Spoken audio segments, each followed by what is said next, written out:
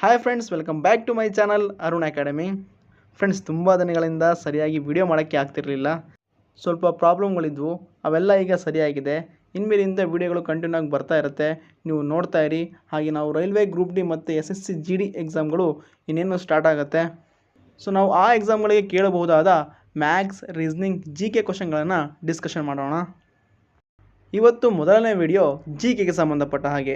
ಇವತ್ತಿನ ಕ್ಲಾಸ್ನಲ್ಲಿ GK ಕ್ವಶನ್ಗಳನ್ನು discussion ಮಾಡೋಣ. ಈ ಕ್ಲಾಸ್ನಲ್ಲಿ ಡಿಸ್ಕಷನ್ ಮಾಡುವಂಥ ಎಲ್ಲ ಕ್ವಶನ್ಗಳು ರೈಲ್ವೆಯ ಮತ್ತು SSCಯ ಎಲ್ಲ ಎಕ್ಸಾಮ್ಗಳಿಗೆ ತುಂಬ ಇಂಪಾರ್ಟೆಂಟು. ಸೊ ವಿಡಿಯೋನ ಕೊನೆಗೂ ಸ್ಕಿಪ್ ಮಾಡದೆ ನೋಡಿ, ಹಾಗೆ ನಮ್ಮ ಚಾನಲ್ನ ಸಬ್ಸ್ಕ್ರೈಬ್ ಮಾಡ್ಕೊಳ್ಳಿ. ಮೊದಲನೇ ಪ್ರಶ್ನೆ, ಈ ಕೆಳಗಿನ ಯಾವ ನದಿ ಅರಬ್ಬಿ ಸಮುದ್ರದಲ್ಲಿ ಬರುತ್ತದೆ? Option A Sindhu, option B Brahmaputra, option C Godavari, option D Krishna. ಇದಕ್ಕೆ right answer option A Sindhu. ನೋಡಿ, ಅರಬ್ಬಿ ಸಮುದ್ರಕ್ಕೆ ಬಂದು ಸೇರುವ ನದಿಗಳು ಯಾವುದಂತ ನೋಡೋದಾದರೆ ತಾಪಿ, ನರ್ಮದಾ, ಸಿಂಧು, ಪೂರ್ಣ ಮತ್ತು ಸಬರಮತಿ. ಹಾಗೆ ಬಂಗಾಳ ಕೊಲ್ಲಿಗೆ ಬಂದು ಸೇರುವ ನದಿಗಳು ಯಾವುದಂತ ನೋಡೋದಾದರೆ ಗಂಗಾ, ಬ್ರಹ್ಮಪುತ್ರ, ಐರಾವಡ್ಡಿ, ಗೋದಾವರಿ, ಬ್ರಹ್ಮಪುತ್ರ, ಕೃಷ್ಣ ಮತ್ತು ಕಾವೇರಿ ನದಿಗಳು. ನೋಡಿ, ಇವುಗಳ ಮೇಲೆ ತುಂಬ ಸಲ ಕ್ವಶನ್ ಕೇಳಿದ್ದಾರೆ, ಇವುಗಳನ್ನ ನೆನ್ಪಿಟ್ಕೊಳ್ಳಿ. ನೆಕ್ಸ್ಟ್ ಎರಡನೇ ಪ್ರಶ್ನೆ, ಯಾವ ನದಿಯು ಬಿಹಾರದ ದುಃಖ ಎಂದು ಕರೆಯಲಾಗುತ್ತದೆ? Option A Narmada, option B Mahanadi, option C Kosi, option D Brahmaputra. ಇದಕ್ಕೆ right answer option C Kosi. ನೋಡಿ, ನದಿಗಳ ಹೆಸರುಗಳು ಮತ್ತು ಅಡ್ಡ ಹೆಸರುಗಳು. ಗಗ್ಗರ್ ನದಿ, ಗಗ್ಗರ್ ನದಿಯನ್ನು ಸತ್ತ ನದಿ ಅಂತ ಕರೀತಾರೆ. ನೆಕ್ಸ್ಟ್ ಬ್ರಹ್ಮಪುತ್ರ ನದಿಯನ್ನು ಕೆಂಪು ನದಿ ಅಂತ ಕರೀತಾರೆ. ಶಾರದಾ ನದಿಗೆ ಕಾಳಿ ನದಿ ಅಂತ ಕರೀತಾರೆ. ಉಮೋಕ್ತ ನದಿಗೆ ಪಾರದರ್ಶಕ ನದಿ ಅಂತ ಕರೀತಾರೆ. ಕೋಸಿ ನದಿಗೆ ಬಿಹಾರದ ದುಃಖ ಅಂತ ಕರೀತಾರೆ. ಮಹಾನದಿಗೆ ಒಡಿಶಾದ ದುಃಖ ಅಂತ ಕರೀತಾರೆ. ಬ್ರಹ್ಮಪುತ್ರ ನದಿಗೆ ಅಸ್ಸಾಮಿನ ದುಃಖ ಅಂತ ಕರೀತಾರೆ. ದಾಮೋದರ ನದಿಗೆ ಪಶ್ಚಿಮ ಬಂಗಾಳದ ದುಃಖ ಅಂತ ಕರೀತಾರೆ. ಹಾಗೆ ದಾಮೋದರ ನದಿಯನ್ನೇ ಪಶ್ಚಿಮ ಜಾರ್ಖಂಡ್ನ ದುಃಖ ಅಂತ ಕರೀತಾರೆ. ದೋಣಿ ನದಿಗೆ ಕರ್ನಾಟಕದ ದುಃಖ ಅಂತ ಕರೀತಾರೆ. ಮಗಾ ನದಿಗೆ ಮಧ್ಯಪ್ರದೇಶದ ದುಃಖ ಅಂತ ಕರೀತಾರೆ. ಬುಡಮೇರು ನದಿಗೆ ಆಂಧ್ರ ಪ್ರದೇಶದ ದುಃಖ ಅಂತ ಕರೀತಾರೆ. ಸ್ವ್ಯಾನ್ ನದಿಗೆ ಹಿಮಾಚಲ ಪ್ರದೇಶದ ದುಃಖ ಅಂತ ಕರೀತಾರೆ. ಗೋದಾವರಿ ನದಿಗೆ ವೃದ್ಧ ಗಂಗಾ ಅಥವಾ ಹಳೆಯ ಗಂಗಾ ಅಂತ ಕರೀತಾರೆ. ಹಾಗೆ ಗೋದಾವರಿ ನದಿಗೆ ದಕ್ಷಿಣ ಗಂಗಾ ಅಂತ ಕೂಡ ಕರೀತಾರೆ. ನೋಡಿ, ಇವುಗಳ ಮೇಲೆ ಒಂದು ಕ್ವಶನ್ ಇದ್ದೇ ಇರುತ್ತೆ ಎಕ್ಸಾಮಲ್ಲಿ, ಸೊ ನೆನ್ಪಿಟ್ಕೊಳ್ಳಿ. ನೆಕ್ಸ್ಟ್ ಪ್ರಶ್ನೆ, ಬ್ರಹ್ಮ ಸಮಾಜವನ್ನು ಯಾರು ಸ್ಥಾಪಿಸಿದರು? Option A Dayananda Saraswati, option B Atmaram Pandurang, option C Balgangadhar Tilak, option D Rajaram Mohan Roy. ಇದಕ್ಕೆ right answer option D Rajaram Mohan Roy. ನೋಡಿ, ಧಾರ್ಮಿಕ ಮತ್ತು ಸಾಮಾಜಿಕ ಸುಧಾರಕರು. ಬ್ರಹ್ಮ ಸಮಾಜವನ್ನು ರಾಜಾರಾಮ್ ಮೋಹನ್ ರಾಯ್ ಅವರು ಸ್ಥಾಪಿಸ್ತಾರೆ. 1828ರಲ್ಲಿ ಕೋಲ್ಕತ್ತಾದಲ್ಲಿ ಇದರ ಸ್ಥಾಪನೆ ಮಾಡಲಾಗುತ್ತೆ. ನೆಕ್ಸ್ಟ್ ಆರ್ಯ ಸಮಾಜವನ್ನು 1875 ಮುಂಬೈನಲ್ಲಿ ದಯಾರಾಮ್ ಸರಸ್ವತಿ ಅವರು ಇದನ್ನು ಸ್ಥಾಪಿಸ್ತಾರೆ. ನೆಕ್ಸ್ಟ್ ಪ್ರಾರ್ಥನಾ ಸಮಾಜವನ್ನು 1867 ಮುಂಬೈನಲ್ಲಿ ಆತ್ಮಾರಾಮ್ ಪಾಂಡುರಂಗನವರು ಸ್ಥಾಪಿಸ್ತಾರೆ. ನೆಕ್ಸ್ಟ್ ಸತ್ಯಶೋಧಕ ಸಮಾಜವನ್ನು 1873ರಲ್ಲಿ ಪುಣೆಯಲ್ಲಿ ಜ್ಯೋತಿಬಾ ಫುಲೆ ಅವರು ಸ್ಥಾಪನೆ ಮಾಡ್ತಾರೆ. ನೆಕ್ಸ್ಟ್ ರಾಮಕೃಷ್ಣ ಮಿಷನನ್ನು 1897ರಲ್ಲಿ ಬಂಗಾಳದ ಬೇಲೂರಿನ ಮಠದಲ್ಲಿ ಸ್ವಾಮಿ ವಿವೇಕಾನಂದರು ಸ್ಥಾಪನೆ ಮಾಡ್ತಾರೆ. ಎಕ್ಸಾಮ್ಗಳಲ್ಲಿ ತುಂಬ ಸಲ ಕೇಳಿದ್ದಾರೆ, ಬ್ರಹ್ಮ ಸಮಾಜದ ಸ್ಥಾಪಕರು ಯಾರು, ಆರ್ಯ ಸಮಾಜದ ಸ್ಥಾಪಕರು ಯಾರು, ಬ್ರಹ್ಮ ಸಮಾಜವನ್ನು ಯಾವಾಗ ಸ್ಥಾಪಿಸಲಾಯಿತು ಮತ್ತು ಎಲ್ಲಿ ಸ್ಥಾಪಿಸಲಾಯಿತು ಅಂತ ಕ್ವಶನ್ ಕೇಳ್ತಿರ್ತಾರೆ. ಇವನ್ನು ನೆನ್ಪಿಟ್ಕೊಳ್ಳಿ. ನೆಕ್ಸ್ಟ್ ಪ್ರಶ್ನೆ, ಕೆಳಗಿನವುಗಳಲ್ಲಿ ಯಾವುದು ಒಡಿಶಾದ ಸಾಂಪ್ರದಾಯಿಕ ಚಿತ್ರಕಲೆಯಾಗಿದೆ? ಆಪ್ಷನ್ ಎ ದುಬಾನಿ, ಆಪ್ಷನ್ ಬಿ ಸಂಜಿ, ಆಪ್ಷನ್ ಸಿ ಪಡುಚಿತ್ರ, ಆಪ್ಷನ್ ಡಿ ಸುದ್ದಿ. ಇದಕ್ಕೆ ರೈಟ್ ಆನ್ಸರ್ ಆಪ್ಷನ್ ಸಿ ಪಡುಚಿತ್ರ. ನೋಡಿ, ಜಾನಪದ ವರ್ಣಚಿತ್ರಗಳು. ಬೇರೆ ಬೇರೆ ರಾಜ್ಯಗಳು ತಮ್ಮದೇ ಆಗಿರುವಂಥ ಚಿತ್ರಕಲೆಗಳನ್ನು ಹೊಂದಿವೆ. ಮಧುಬನಿ ಪೇಂಟಿಂಗ್ ಬಿಹಾರದ್ದು, ವರ್ಲಿ ಪೇಂಟಿಂಗ್ ಮಹಾರಾಷ್ಟ್ರದ್ದು, ಕಲಂಕಾರಿ ಆಂಧ್ರ ಪ್ರದೇಶ್, ಕಾಂಗ್ರಾ ಹಿಮಾಚಲ ಪ್ರದೇಶ್, ಪಡುಚಿತ್ರ ಒಡಿಶಾ, ಪಿತೂರಿ ಗುಜರಾತ್, ಬಾಗ್ಕೇವ್ ಮಧ್ಯಪ್ರದೇಶ್, ಲೇಪಾಕ್ಷಿ ಮತ್ತು ಮೈಸೂರು ಕರ್ನಾಟಕ, ತಂಜೂರು ತಮಿಳುನಾಡು, ಕಲಂಜುದು ಪೇಂಟಿಂಗ್ ಕೇರಳ. ಇವಿಷ್ಟು ಪೇಂಟಿಂಗ್ಗಳನ್ನು ಹಿಂದೆ ಎಕ್ಸಾಮಲ್ಲಿ ಕೇಳಿದರೆ, ಸೊ ಹಾಗೆ ಇವು ಇಂಪಾರ್ಟೆಂಟ್ ಆಗಿರುವಂಥದ್ದು, ಇವುಗಳನ್ನು ನೋಡ್ಕೊಳ್ಳಿ. ನೆಕ್ಸ್ಟ್ ಪ್ರಶ್ನೆ, ಅರುಂಧತಿ ರಾಯ್ ಅವರು ಯಾವ ಪುಸ್ತಕಕ್ಕಾಗಿ ಬುಕರ್ ಪ್ರಶಸ್ತಿಯನ್ನು ಪಡೆದರು? Option A the god of small things, option B power politics, option C the cost of living, option D mid night children. ಇದಕ್ಕೆ ಎರಡು answer option A the god of small things.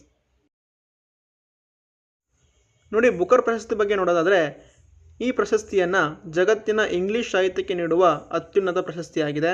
ಈ ಪ್ರಶಸ್ತಿಯನ್ನು ನೀಡುವ ದೇಶ England. ಈ ಪ್ರಶಸ್ತಿಯನ್ನು 5 ಜನ ಭಾರತೀಯರು ಪಡೆದಿದ್ದಾರೆ. ಅದರಲ್ಲಿ ಮೊದಲನೆಯವರು VS ನೈಪಾಲ್. ಇವರಿಗೆ ಇನ್ ಎ ಫ್ರೀ ಸ್ಟೇಟ್ ಎಂಬ ಕೃತಿಗೆ 1971ರಲ್ಲಿ ಬುಕರ್ ಪ್ರಶಸ್ತಿಯನ್ನು ನೀಡ್ತಾರೆ. ಎಕ್ಸಾಮಲ್ಲಿ ಕೇಳಲಾಗತ್ತೆ ಬುಕರ್ ಪ್ರಶಸ್ತಿಯನ್ನು ಪಡೆದ ಮೊದಲ ಭಾರತೀಯ ಯಾರು ಅಂತ ಕೇಳಿದಾಗ VS ನೈಪಾಲ್. ನೆಕ್ಸ್ಟ್ ಎರಡನೇದಾಗಿ Salman Rushdie the midnight children ಎಂಬ ಕೃತಿಗೆ 1981ರಲ್ಲಿ ಬುಕರ್ ಪ್ರಶಸ್ತಿಯನ್ನು ಪಡೀತಾರೆ. ನೆಕ್ಸ್ಟ್ ಅರುಂಧತಿ ರಾಯ್, ಇವರು the god of small things ಎಂಬ ಕೃತಿಗೆ 1997ರಲ್ಲಿ ಬುಕರ್ ಪ್ರಶಸ್ತಿಯನ್ನು ಪಡೀತಾರೆ. ನೆಕ್ಸ್ಟ್ ಕಿರಣ್ ದೇಸಾಯಿ ಅವರು ಇನ್ ಹೆರಿಟೇಜ್ ಆಫ್ ಲಾಸ್ ಕೃತಿಗೆ 2006ರಲ್ಲಿ ಬುಕರ್ ಪ್ರಶಸ್ತಿಯನ್ನು ಪಡೀತಾರೆ. ನೆಕ್ಸ್ಟ್ ಅರವಿಂದ್ ಅಡಿಗರ್ ಅವರು ದ ವೈಟ್ ಟೈಗರ್ ಎಂಬ ಕೃತಿಗೆ 2008ರಲ್ಲಿ ಬುಕರ್ ಪ್ರಶಸ್ತಿಯನ್ನು ಪಡೀತಾರೆ. ಈ RPF ಮತ್ತು SSC ಎಕ್ಸಾಮ್ಗಳಲ್ಲಿ ಇದರ ಬಗ್ಗೆ ತುಂಬ ಸಲ ಕೇಳ್ತಾರೆ, ನೆನ್ಪಿಟ್ಕೊಳ್ಳಿ. ನೆಕ್ಸ್ಟ್ ಪ್ರಶ್ನೆ, ಕೆಳಗಿನ ಯಾವ ರಾಜ್ಯವು ಬಾಕ್ಸೈಡ್ನ ಅತಿ ದೊಡ್ಡ ಉತ್ಪಾದಕವಾಗಿದೆ? Option A Madhya Pradesh, option B Paschima Bangala, option C Andhra Pradesh, option D Odisha. ಇದಕ್ಕೆ ಎರಡು ಆನ್ಸರ್ ಆಪ್ಷನ್ ಡಿ ಒಡಿಶಾ. ನೋಡಿ, ನಮ್ಮ ಭಾರತ ದೇಶದ ಬಾಕ್ಸೈಡ್ ಸಂಪತ್ತಿನಲ್ಲಿ 51% ಒಡಿಶಾ ಮಾತ್ರ ಹೊಂದಿದೆ. ಸೊ ಇಲ್ಲಿ ಅತಿ ಹೆಚ್ಚು ಬಾಕ್ಸೈಡನ್ನು ಹೊಂದಿರುವ ರಾಜ್ಯ ಒಡಿಶಾ. ಅದೇ ಒಂದು ವೇಳೆ ವಿಶ್ವದಲ್ಲಿ ಅತಿ ದೊಡ್ಡ ಬಾಕ್ಸೈಡ್ ಉತ್ಪಾದಕ ರಾಷ್ಟ್ರ ಯಾವುದು ಅಂತ ಕೇಳಿದಾಗ ನಿಮ್ಮ ಆನ್ಸರ್ ಆಸ್ಟ್ರೇಲಿಯಾವಾಗಿರಬೇಕು. ಹಾಗೆ ಭಾರತದಲ್ಲಿ ಅತಿ ಹೆಚ್ಚು ಹತ್ತಿಯನ್ನು ಉತ್ಪಾದಿಸುವ ರಾಷ್ಟ್ರ ಯಾವುದು ಅಂತ ಕೇಳಿದಾಗ ಗುಜರಾತ್. ಹಾಗೆ ಚಹಾ ಉತ್ಪಾದಿಸುವ ರಾಜ್ಯ ಅಂತ ಕೇಳಿದಾಗ ಅಸ್ಸಾಂ. ಹಾಗೆ ಕಾಫಿ ಉತ್ಪಾದಿಸುವ ರಾಜ್ಯ ಅಂತ ಕೇಳಿದಾಗ ಕರ್ನಾಟಕ. ಹಾಗೆ ಅತಿ ಹೆಚ್ಚು ರೇಷ್ಮೆ ಉತ್ಪಾದಿಸುವ ರಾಜ್ಯ ಯಾವುದು ಅಂತ ಕೇಳಿದಾಗ ಅದು ಕೂಡ ಕರ್ನಾಟಕ. ಅದೇ ಅತಿ ಹೆಚ್ಚು ಕಲ್ಲಿದ್ದಲನ್ನು ಉತ್ಪಾದಿಸುವ ರಾಜ್ಯ ಯಾವುದು ಅಂತ ಕೇಳಿದಾಗ ಅದಕ್ಕೆ ರೈಟ್ ಆನ್ಸರ್ ಜಾರ್ಖಂಡ್. ಇವೆಲ್ಲ ಪಾಯಿಂಟ್ಗಳನ್ನು ನೆನ್ಪಿಟ್ಕೊಳ್ಳಿ. ನೆಕ್ಸ್ಟ್ ಪ್ರಶ್ನೆ, ಭಾರತವು ಯಾವ ವರ್ಷದಲ್ಲಿ ಆರ್ಥಿಕ ಸುಧಾರಣೆ ಅಂದರೆ ಎಕನಾಮಿಕಲ್ ರಿಫಾರ್ಮ್ ಅನ್ನು ಅಳವಡಿಸಿಕೊಂಡಿತು? Option A 1991, option B 1981, option C 1998, option D 2001. ಇದಕ್ಕೆ ರೈಟ್ ಆನ್ಸರ್ ಆಪ್ಷನ್ ಎ 1991. ನೋಡಿ, 1991ರಲ್ಲಿ ಪಾವತಿಗಳ ಸಮತೋಲನದ ಬಿಕ್ಕಟ್ಟು ಎದುರಾಗಿತ್ತು. ಹಾಗಾಗಿ ದೇಶದಲ್ಲಿ ಆರ್ಥಿಕ ಸುಧಾರಣೆಯನ್ನು ಪರಿಚಯಿಸಬೇಕಾಯಿತು. ವಿ ನರಸಿಂಹರಾವ್ ಅಂದರೆ ವೆಂಕಟ ನರಸಿಂಹರಾವ್ ಅವರನ್ನು ಭಾರತೀಯ ಆರ್ಥಿಕ ಸುಧಾರಣೆಯ ಪಿತಾಮಹ ಅಂತ ಕರೀತಾರೆ. ಈ ವಿ ನರಸಿಂಹರಾವ್ ಅವರು 1991ರಿಂದ 1996ರವರೆಗೆ ಭಾರತದ 9ನೇ ಪ್ರಧಾನಮಂತ್ರಿಯಾಗಿ ಸೇವೆಯನ್ನು ಸಲ್ಲಿಸಿದ್ದಾರೆ. ನೆಕ್ಸ್ಟ್ ಪ್ರಶ್ನೆ, ಯಾವ ಪೀಳಿಗೆ ಕಂಪ್ಯೂಟರ್ಗಳು ಬೃಹತ್ ವ್ಯಾಕ್ಯೂಮ್ ಟ್ಯೂಬ್ ಆಧಾರಿತ ಮತ್ತು ದುಬಾರಿಯಾಗಿದ್ದವು? ಆಪ್ಷನ್ ಎ 4ನೇ ಪೀಳಿಗೆ ಅಥವಾ ತಲೆಮಾರು, ಆಪ್ಷನ್ ಬಿ 5ನೇ ತಲೆಮಾರು, ಆಪ್ಷನ್ ಸಿ ಮೊದಲ ತಲೆಮಾರು, ಆಪ್ಷನ್ ಡಿ 3ನೇ ತಲೆಮಾರು. ಇದಕ್ಕೆ ರೈಟ್ ಆನ್ಸರ್ ಆಪ್ಷನ್ ಸಿ ಮೊದಲ ತಲೆಮಾರು. ನೋಡಿ, ಕಂಪ್ಯೂಟರ್ನ ಪೀಳಿಗೆಗಳು ಅದರಲ್ಲಿ ಮೊದಲನೇ ಪೀಳಿಗೆ 1940ರಿಂದ 1956ರವರೆಗಿತ್ತು.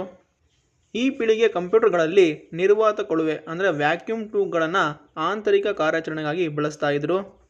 ಹಾಗೆ ಇನ್ಪುಟ್ ಮತ್ತು ಔಟ್ಪುಟ್ ಸಾಧನವಾಗಿ ಪಂಚ್ ಕಾರ್ಡ್ಗಳನ್ನು ಬಳಸ್ತಾ ಇದ್ರು. ಈ ಮೊದಲನೇ ಪೀಳಿಗೆಯವರು ಯಾಂತ್ರಿಕ ಭಾಷೆಯನ್ನು ಬಳಸ್ತಾ ಇದ್ರು. ಎಕ್ಸಾಮಲ್ಲಿ ಕೇಳ್ತಾರೆ ಮೊದಲ ಪೀಳಿಗೆ ಕಂಪ್ಯೂಟರ್ ಯಾವ ಭಾಷೆಯನ್ನು ಬಳಸ್ತಾ ಇದ್ರು ಅಂತ. ಆಗ ನೀವು ಯಾಂತ್ರಿಕ ಭಾಷೆ ಅಂತ ಆನ್ಸರ್ ಮಾಡಬೇಕಾಗತ್ತೆ, ನೆನ್ಪಿಟ್ಕೊಳ್ಳಿ. ಅಟೆನ್ನೆಸ್ ಆಫ್ ಬೆರ್ರಿ ಈ ಕಂಪ್ಯೂಟರನ್ನು ನಿರ್ವಾತ ಕೊಳುವೆಯನ್ನು ಬಳಸಿ ರಚಿಸಿದ ಮೊದಲ ಕಂಪ್ಯೂಟರ್ ಆಗಿದೆ. ಸೊ ಹೀಗೆ 2ನೇ ಪೀಳಿಗೆ, 3ನೇ ಪೀಳಿಗೆ, 4ನೇ ಪೀಳಿಗೆಗಳಿವೆ. ಅವ ಬಗ್ಗೆ ನೋಡ್ಕೊಳ್ಳಿ, ಎಕ್ಸಾಮ್ಲಿ ಕೇಳ್ತಿರ್ತಾರೆ.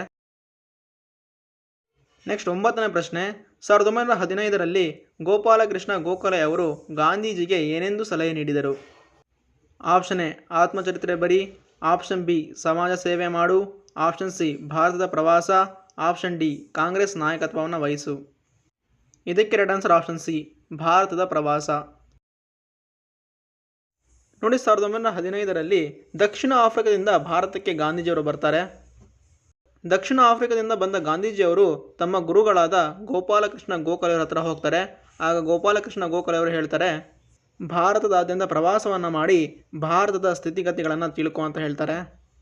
ಈ ಗೋಪಾಲಕೃಷ್ಣ ಗೋಖಲೆ ಅವರು ಭಾರತೀಯ ಉದಾರವಾದಿ ರಾಜಕೀಯ ನಾಯಕ ಮತ್ತು ಸಮಾಜ ಸುಧಾರಕರಾಗಿದ್ದರು. ಎಕ್ಸಾಮಲ್ಲಿ ಕೇಳ್ತಾರೆ ಮಹಾತ್ಮ ಗಾಂಧೀಜಿಯವರ ಗುರುಗಳ ಹೆಸರೇನು ಅಂತ.